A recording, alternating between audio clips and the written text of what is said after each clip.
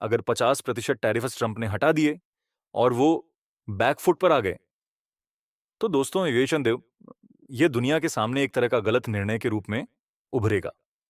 क्यों? क्योंकि यह सिर्फ एक व्यापार नीति का बदलाव नहीं होगा, यह एक राजनीतिक छवि का यू टर्न होगा। और आप जानते हैं, वैश्विक राजनीति में यू टर्न का मतलब होता है विश्वसनीयता पर सवाल उठना। आप सबको तो पता ही है, ट्रंप चाचा ने पहले 25% का झटका दिया और फिर उसके ऊपर से एक और 25% का। ये दो बड़े आर्थिक झटके भारत ने झेल लिए, और वो भी बहुत रणनीतिक तरीके से। हमने अपनी सप्लाई चेन को अलग अलग देशों में फैलाया, नए बाजारों में प्रवेश किया और अपनी निर्यात रणनीतियों को बदल दिया। इसलिए भारत की अर्थव्यवस्था ने इन दोनों झटकों को शॉक एब्जॉर्बर की तरह संभाल लिया।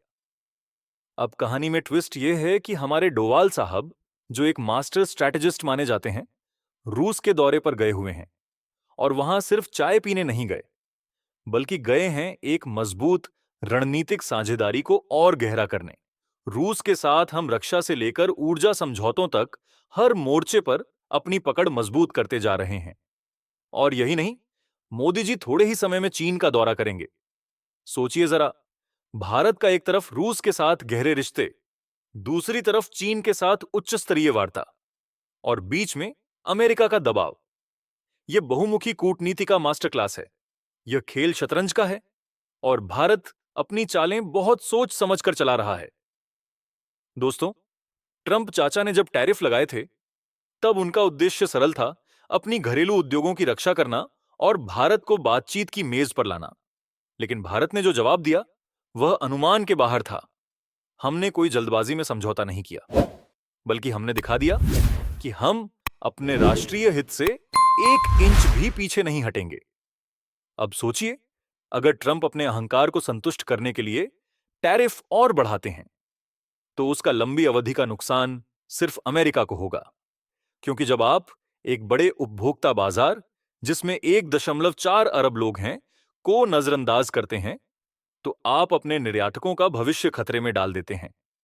बोइंग से लेकर एप्पल तक बहुत सी अमेरिकी कंपनियों का भारत में अरबों डॉलर का कारोबार है। यह भी याद रखिए, जब आप किसी अर्थव्यवस्था पर व्यापार युद्ध थोपते हैं, तो वह अर्थव्यवस्था वैकल्पिक रास्ते ढूंढती है। भारत ने भी वही किया। हमने दक्षिण पूर्व एशिया, मध्य पूर्व, अफ्रीका, लैटिन अमेरिका, हर जगह अपनी व्यापारिक साझेदारी मजबूत की, और इससे अमेरिका का हिस्सा हमारे व्यापार में धीरे धीरे कम हो गया। इसलिए अगर ट्रंप बैकफुट पर आते हैं, तो उनकी राजनीतिक छवि पर सवाल उठेंगे, लेकिन उनके व्यापारिक लॉबी के लिए यह राहत की बात होगी। और भारत भारत की स्थिति और मजबूत होगी अंतरराष्ट्रीय मंच पर, क्योंकि हमने दिखाया है कि हम दबाव में भी बातचीत कर सकते हैं और अपने राष्ट्रीय हित की रक्षा कर सकते हैं।